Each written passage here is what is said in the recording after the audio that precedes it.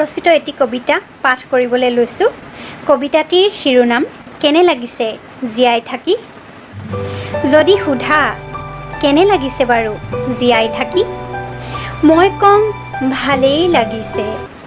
বুকুত এসোপামান ৰক্তাক্ত অবুজ বিষ কঢ়িয়াই ভালেই লাগিছে।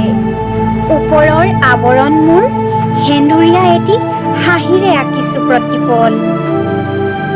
বিষাদ বেদনা কাক কয় জানা জানো?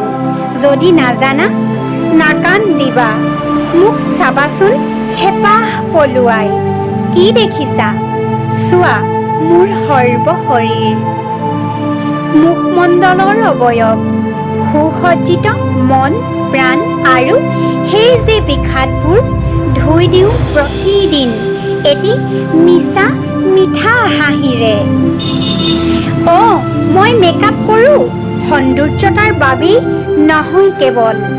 এতিয়া বুজিছানে মই কি, কিয়, কিহৰ বাবে, কেনেকৈ আছোঁ জীয়াই?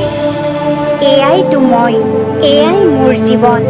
জীৱন বাটত বহুতো দেখিলোঁ মুখা পিন্ধা মানুহৰ প্ৰকৃত স্বৰূপ, কিন্তু নিজেইহে পিন্ধি নাপালোঁ।